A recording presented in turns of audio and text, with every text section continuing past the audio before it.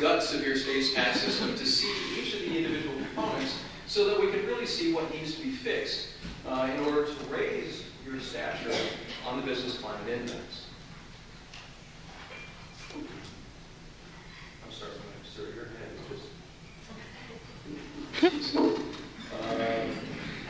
let's first look at the personal income tax system, which ranks the highest of each of the individual components of your state system on our index. And why does it do that? Because it's a low, flat rate with minimal deductions on a broad base. And as this slide shows, your low, flat rate actually ranks and sets you apart from all the other Midwestern states except for Indiana, which has a very similar kind of personal income tax structure. And it is one of the lowest in the nation. Aside from the 9 states that don't tax wages or income, your 3% rate, individual income tax rate, is one of the lowest in the nation. That's one of your comparative advantages.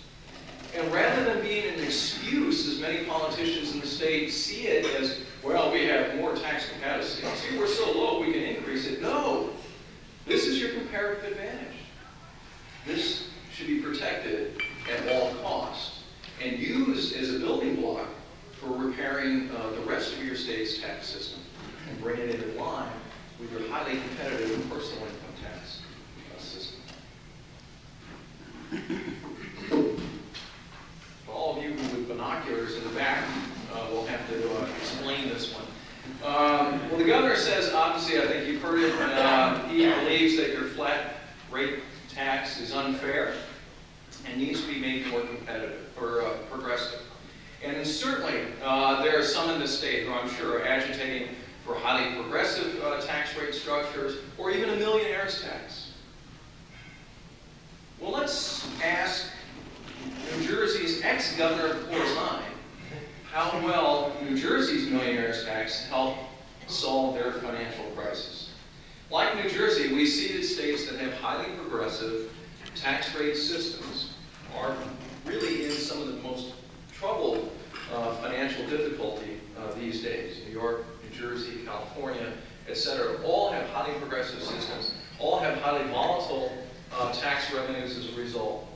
These two charts may be very difficult to see, but I'll explain it. On the left shows the components of Illinois, 3 of the components of Illinois' tax revenues since 1977. So they're looking at almost a 35-year history here. The top one, the red line at the very top, is your personal income tax growth over that period of time.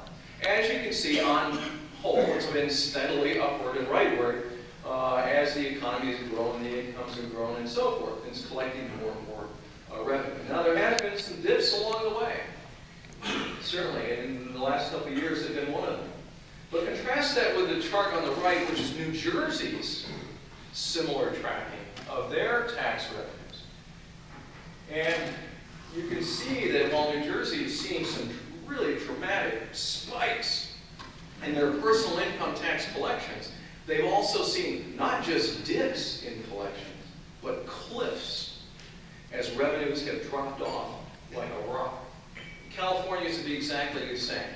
I was telling Connie earlier that California, twice in the last decade, has seen capital gains revenues collapse by 60% in 1 year. Between 2000 and 2001, during the tech bubble, their capital gains collections collapsed by 60% in 1 year. And guess what? The same thing happened last year compared to 2008.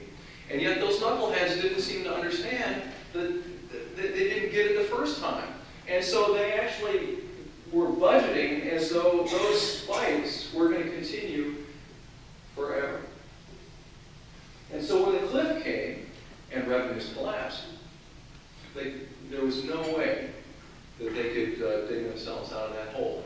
And so they've been in a continual spiral ever since. The same thing could happen to Illinois. It already is to some degree, but if you move to a progressive system. High-income individuals have the most volatile incomes of any type of taxpayer, relying mostly on business income. Look at people in this room. Business income, capital gains income, and dividend income. 3 most volatile income sources. The more you try to tap into that as a government, and And the more you rely on those types of people for your revenue source, the more you get yourself into trouble and you can bury yourself in red ink as soon as the economy downturns. Now let's look at the corporate system.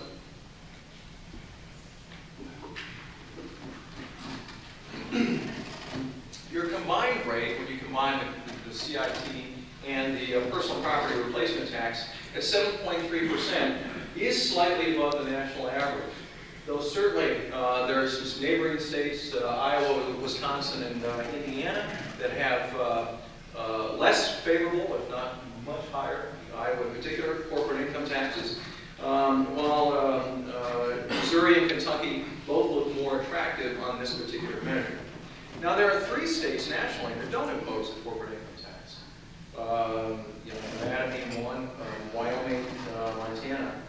But then there are a number of states, such as Texas, Washington, and soon Ohio, that don't have a standard corporate income tax, but do have a gross receipts tax, which fortunately your legislature was smart enough to reject a couple of years ago.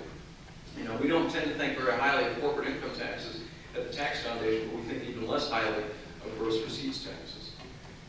And I think there are a couple of ways in which you can improve the structure of your state's corporate income tax. You could allow carryback of losses, you could repeal the throwback rules and some other technical things. But really when it comes down to it, cutting the corporate rate should be job one in order to improve the state's competitiveness. And ideally, I'd recommend conforming the corporate rate with the individual rate at, say, 3%. And that way, it doesn't matter what kind of business form you have. If you're paying the same rate, either way you're incorporating. And also simplifies the system, and it would instantly make the state more competitive.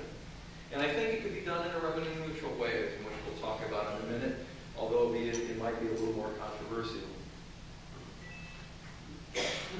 But let's not forget, when we get so hyper-focused on how we rank next to our neighbors or others in the nation, we're competing now in a global economy.